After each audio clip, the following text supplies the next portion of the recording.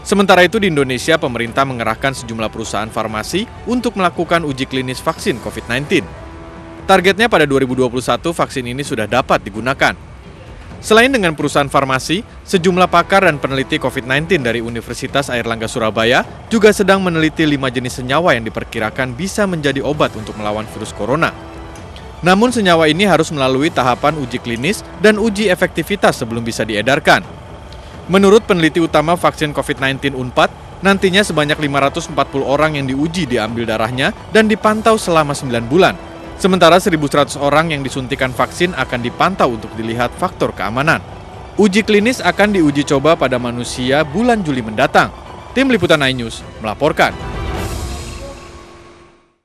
Untuk membahas seputar uji klinis vaksin corona produksi dalam negeri, sudah bergabung bersama kami peneliti utama COVID-19 UNPAD Bandung, Profesor Kusnandi Rusmil, dan juga Ketua Tim Riset Corona dan Formulasi Vaksin Universitas Airlangga Surabaya, Profesor Hairul Anwar Nidom.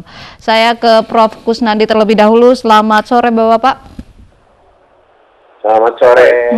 Baik, Prof. Kusnandi, seperti apa persiapan uji klinis untuk kandidat vaksin virus corona? Ya, saya mempersiapkan mempersiapkan siapa-siapa yang akan dilakukan uji klinik. Nah, untuk itu saya menyiapkan center-center uji klinik. Kita sudah menyiapkan 5 buah center uji klinik. Yang pertama adalah di Fakultas Kedokteran UNPAD, di Jalan Ekman, itu dekat Hasan Sadikin, ya, di Fakultas Kedokteran. Satu lagi adalah di Universitas, di Lipati Ukur, itu jadi di Unpad 2. Kemudian saya mengajak puskesmas, ada 3 puskesmas di Bandung yang saya ajak untuk itu. Jadi semuanya ada 5 center. Tiap-tiap center itu dikoordinir, ya, oleh 1 orang dokter anak kepala, ya, sebagai koordinator, dan 1 orang dokter anak, kemudian dengan 3 dokter umum. Jadi tiap-tiap center ada 2 dokter anak dan ada 3 dokter umumnya. Jadi kalau ada 5 center, itu dokter anaknya itu minimal 10, ya. Kami menyiapkan 12, ya. Baik. Kemudian masing-masing dokter umum itu kami menyiapkan sekitar 15. Jadi kami tim. Nah, untuk penelitian ini, saya nggak berdiri sendiri. Saya di backup oleh tim dari Universitas Padjadjaran. Saya yang paling depan, tapi di bawah yang di belakang saya itu banyak sekali.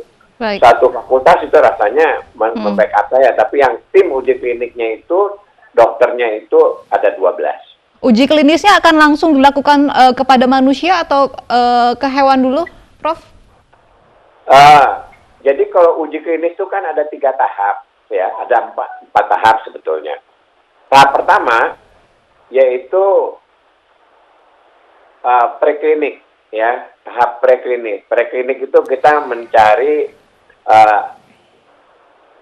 sel epitopnya, ya, kira-kira yang mau jadi yang untuk bahan vaksinnya itu, ya. Kemudian itu diuji coba dulu pada binatang. Terus kemudian kita lihat pada binatang, ya, kalau dia efektif, bagus, baru diuji coba pada manusia. Itu satu-satu. Nah, manusia itu kurang lebih kita uji kurang lebih antara 30 sampai 80 orang, yang fase 1. Kita lihat keamanannya dan yang utama adalah fase 1 adalah keamanannya. Jadi uji klinis ke binatangnya sudah dilakukan begitu ya, Prof? Ya, hasilnya seperti apa, Prof? Nah, itu yang melakukan bukan saya. Yang melakukan itu ahli-ahli biologi molekuler dia nyarinya, ya. Jadi sebelumnya, karena saya orang klinis, saya uji klinis. Tapi untuk mencari vaksinnya itu adalah ahli biologi molekuler, ya. Nah itu diuji klinis fase 1. Kemudian masuk ke fase 2. Fase 2 itu jumlahnya lebih besar subjeknya. Ini juga dilihat keamanannya dan juga efektivitasnya daripada vaksin ini. Hilang ya? Ya, Prof, kira-kira seperti apa kriteria relawan nanti yang akan siap diuji coba, Prof? Yang pertama kita periksa, ya, harus sehat, ya, kita periksa darah, periksa physical diagnostik oleh dokter spesialis penyakit dalam, ya, terus kemudian ya diperiksa banyak, ya, ada tahap-tahapannya, dan kalau udah bagus, ini udah lulus, dia baru bisa uji klinis. Apakah ini nanti dikategorikan berdasarkan usia dan bagaimana kemudian perekrutan terhadap relawan ini dilakukan? Dia itu umurnya itu 18 sampai 50 tahun. Oke. Ya. Itu yang kuat ya orang-orang. Nah, itu sukarela. Jadi kita memberikan pengumuman kepada 5 center itu. Jadi umpamanya kayak di Fakultas Kedokteran sama di Universitas Pajajaran, itu dosen-dosen sama karyawan-karyawan yang mau ikut silahkan gitu loh. Ya, nah itu harapan, dan itu udah ada banyak yang bersedia. Kemudian yang di puskesmas, ya, penduduk sekitar puskesmas, pegawai puskesmas, keluarga yang ada di puskesmas, silakan mendaftar. Nah itu diperiksa dulu, ya, pesertanya. Kalau sehat baru bisa masuk, ya. Baik. Saya ke Prof. Nidom. Prof, Universitas Airlangga juga akan melakukan uji klinis terhadap kandidat vaksin virus corona, begitu. Bagaimana persiapannya dan juga apakah kandidat vaksin ini sudah disesuaikan dengan karakteristik virus corona di Indonesia, Prof? Begini, Mbak. Saya sebetulnya secara pribadi saya tidak termasuk di dalam timnya Universitas Airlangga. Tetapi saya sebagai bagian dari ketua tim formulasi vaksin Profesor Nidom Foundation. Dan itu terus-menerus kami melakukan pengamatan dan komunikasi dengan berbagai macam center-center di dunia. Jadi memang perlu saya sampaikan bahwa isu yang berkembang akhir-akhir ini adalah apakah vaksin import atau vaksin dalam negeri yang akan kita bahas. Karena ada dua hal ini, isu yang terakhir itu bahwa ada vaksin import yang dari Korea dalam bentuk vaksin DNA dan ada vaksin import yang dari Cina yang dalam bentuk whole virus inactivated vaksin. Dan itu yang informasi terakhir adalah yang dari kedua negara ini yang akan diuji klinis. Ya. Sementara konstruksi vaksin dalam negeri nampaknya belum, kalau berdasarkan informasi dari salah satu lembaga di Indonesia yaitu Eijkman, itu kemungkinan baru Oktober baru konstruksinya selesai. Jadi yang tadi dibahas bahwa Juli akan dilakukan uji klinis itu nampaknya yang akan import dari kedua negara ini. Nah itu yang perlu kita diskusikan lebih dalam, karena bagaimanapun tadi seperti Prof. Kusnandi sampaikan bahwa di aspek klinis itu harus betul-betul sudah safe, sudah bagus, sudah baik, dalam arti bahwa vaksin itu juga bisa dipertanggungjawabkan sebelum masuk di uji klinis. Kita tahu bahwa beberapa tahun yang lalu di Indonesia dihadapkan kepada beberapa isu tentang vaksin, yaitu vaksin palsu, vaksin haram, dan kemudian ada dugaan-dugaan bahwa isi vaksin itu dicampur dengan macam-macam. Nah, oleh karena itu harus betul-betul hati-hati karena vaksin ini dari negara lain. Nah, itu sampai seberapa jauh ini sudah menjadi uji kita bersama-sama, sampai seberapa jauh uji preklinis ini dilakukan dengan baik. Bahwa kalau itu hanya berdasarkan informasi dan report dari negara masing-masing, pasti sudah bagus. Tapi pada akhirnya yang menerima akibat adalah para sukarelawan untuk uji vaksin ini. Oleh karena itu perlu diperhatikan bahwa bagaimana formulasi vaksin itu dibuat di negara tersebut supaya tidak ada kecurigaan. Kemudian MUI juga harusnya sudah mulai bergerak terhadap aspek-aspek kehalalan. Jangan sampai bahwa ini dilaksanakan baru bereaksi MUI. Nah, itu. Berkaca dari karakteristik senyawa virus corona yang ada di Indonesia, apakah vaksin impor ini akan mungkin diterapkan pada kita, Prof. Nidom? Ya, itu kan kalau diterapkan atau tidak diterapkan itu kan berbasis pada pasar. Selama pasar itu memungkinkan, semua produsen akan berbondong-bondong ke Indonesia.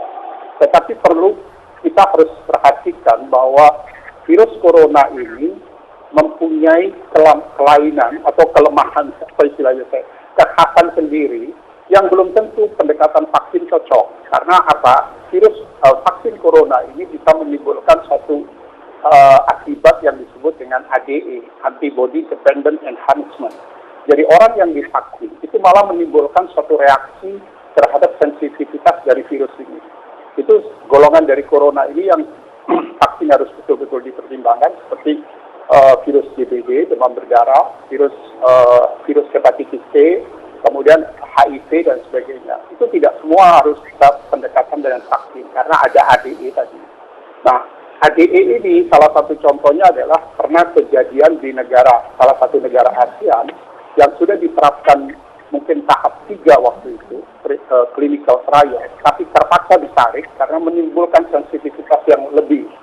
Nah, oleh karena itu, konstruksi vaksin sangat penting untuk menjadi perhatian bersama. Apakah setiap masyarakat Indonesia tidak mempunyai respon ADE, kemudian virus vaksin ini apakah terhadap orang Indonesia malah bersifat sebaliknya. Oleh karena itu, saya terus terang condong kepada kalau mau membuat vaksin, lebih baik vaksin yang dari nasional yang harus ditunggu, di mana sudah dilakukan konstruksi untuk menghindari ADE tadi. Baik, saya ke Prof. Kusnandi. Prof, vaksin yang akan diuji klinis ini vaksin impor atau produksi dalam negeri, Prof? Nanti diproduksi dalam negeri. Sekali lagi, saya ini fase 3. Artinya vaksin ini telah melalui uji preklinik. Ya, preklinik itu seperti Prof. Nidom, itu dia mencari epitop sebagai dasar dari vaksin, ya, untuk bisa digunakan atau tidak, gitu ya. Dan kemudian setelah masuk preklinik, dia masuk uji klinik. Uji klinik itu fase 1, ya, kemudian fase 2, fase 3. Fase 1 itu apa? Fase 1 itu untuk membuktikan bahwa vaksin ini aman, ya, untuk satu kelompok, ya, jadi untuk kelompok. Nah, setelah ini aman, kurang lebih ke 80 orang biasanya di beberapa tempat, kita naik ke fase 2. Dan fase 2 ini jumlah sampelnya kurang lebih 300 sampai 400 orang. Nah, ini membuktikan vaksin ini aman atau tidak. Kalau nggak aman, nggak akan naik fase 3. Stop di fase 2, tidak akan dilanjutkan. Tapi kalau fase 2 udah aman, baru boleh ke fase 3. Nah, fase 3 itu sifatnya multi-center. Jadi bukan satu tempatnya, ya, tapi multi-center. Nah, kita fase 3 juga multi-center. Ya, 1 di Bandung, 2 itu di Chinese. Oke.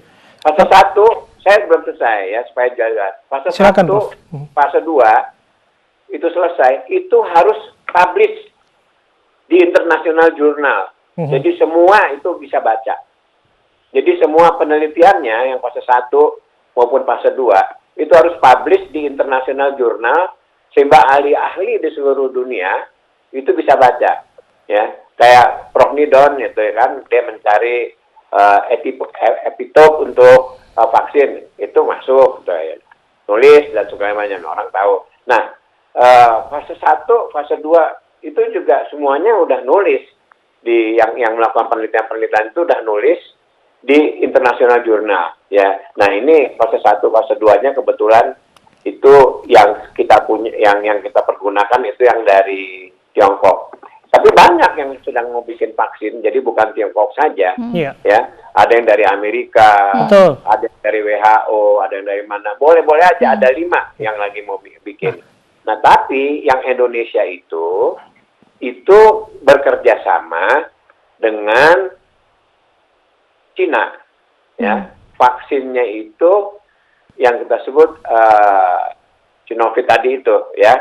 Nah, di kita kerjasamanya itu di Indonesia fase 3, tapi di Cina juga fase 3, tapi di 2 tempat. Jadi ada 3 tempat. Nah, dari ketiga tempat ini hasilnya harus sama, ya, harus sama, harus konsisten. Jadi hasilnya baik itu imunogenesitas, ya, apakah keamanannya itu harus sama. Kalau nggak sama, vaksin ini nggak bisa dijual. Jadi memang sangat ketat. Ya, jadi untuk vaksin ini diawasi oleh WHO, diawasin oleh banyak negara, oleh PBB ya, dan banyak dari lembaga-lembaga lain ya. Tapi yang utama adalah WHO yang mengawasi kok untuk vaksin. Karena vaksin ini untuk dunia kan, jadi PBB sangat berkepentingan, WHO sangat berkepentingan. Ya. Nah, vaksin yang kita pakai ini fase 3, ya, digunakan di Indonesia, ya, itu kerjasama dengan LRP, dengan Cina. Di Cina Mohon maaf saya potong, Prof. Artinya Cina jika berhasil di Cina belum tentu juga berhasil di dalam negeri ya, Prof? Belum tentu, ya. Jadi nanti kita lihat bagaimana hasilnya, gitu loh. Lalu berapa lama, Prof, tahapan uji klinis ini? Apakah benar Oktober bisa langsung disebar begitu? Kita yang di Bandung ini paling cepat itu 7 bulan ya. Kita mulai Juli. Ini artinya tidak akan tahun ini selesai begitu, Prof? Enggak, akhir tahun, awal tahun depan. Ya, awal tahun depan. Baik, saya kembali ke Prof Nidom. Prof Nidom, apa yang perlu dicermati dari produksi vaksin ini? Karena kita tahu negara berlomba-lomba, baik Cina maupun Amerika Serikat, berbicara lagi soal hak patennya dan sebagainya. Ya, saya beberapa tahun yang lalu, saya pernah mengusulkan bahwa di Indonesia ini dibentuk Dewan Vaksin Nasional. Karena isu vaksin ini bukan hanya aspek kesehatan, tetapi juga aspek sosial, keagamaan, dan aspek-aspek pertahanan yang lain. Jadi artinya isinya itu kan tidak ada orang yang tahu bahwa itu harus betul-betul sebelum disuntikkan kepada masyarakat, itu juga harus ada penjamin bahwa ini barang-barang ini safe, itu terutama yang impor. Nah, kemudian juga bahwa halal dan haram itu juga menjadi problem utama. Jadi kalau kita mengikuti isu internasional bahwa ada kelompok penolakan vaksin, itu ada 2 kelompok, yaitu pertama kelompok penolak terhadap bahan-bahan isinya vaksin atau formulasi vaksin, yang kedua adalah kelompok penolak dari berlandaskan dari alasan agama.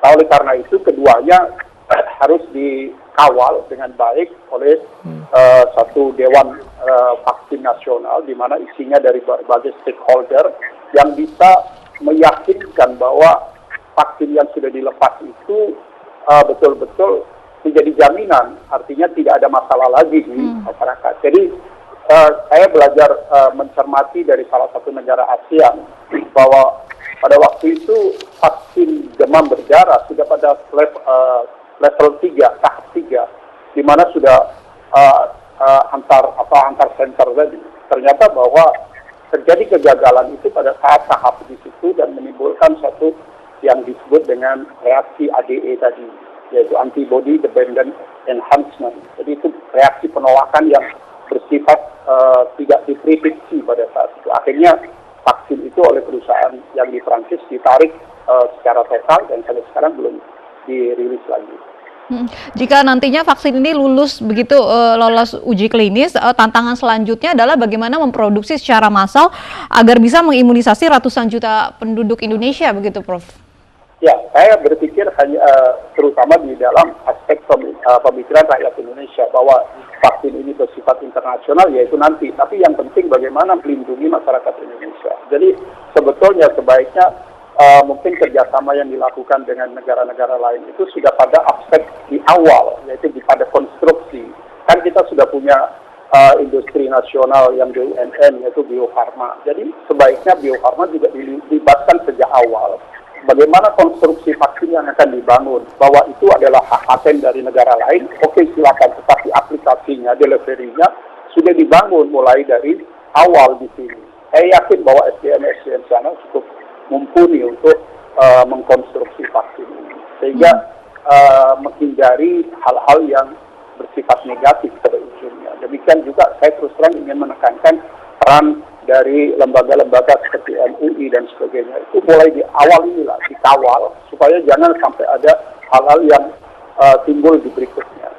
Kekhawatiran lainnya juga, Prof, harga vaksin ini akan melonjak tinggi begitu ditemukan. Anda juga melihat itu? Kalau itu sih tanggung jawab negara ya, Mbak. Jadi artinya bahwa untuk melindungi kesehatan masyarakat itu kan harusnya negara yang bertanggung jawab. Bahwa apakah mahal atau tidak itu tentunya sudah diperhitungkan. Jadi vaksin itu adalah pendekatan pengendalian penyakit infeksi yang sangat efisien. Jadi kalau kita bandingkan dengan biaya BPJS, barangkali kalau BPJS itu fokus pengendaliannya melalui vaksin mungkin jauh lebih murah gitu. Oke, saya kembali ke Prof. Kusnandi.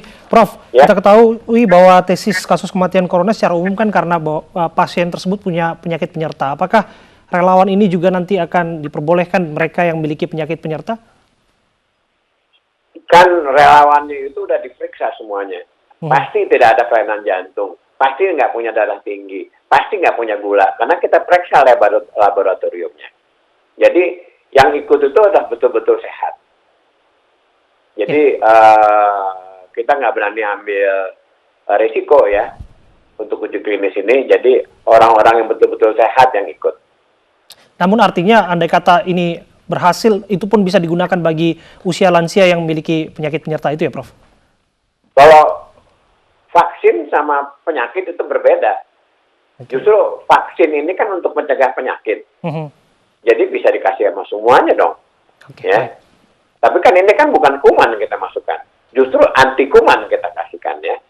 Baik. Supaya begitu kuman masuk, dengan adanya vaksin, kumannya mati. Kan begitu maksudnya. Baik. Jadi, Terima kasih Prof. Kusnandi dari Universitas Padjadjaran dan juga Prof. Nidom dari Universitas Airlangga sudah berbincang bersama kami.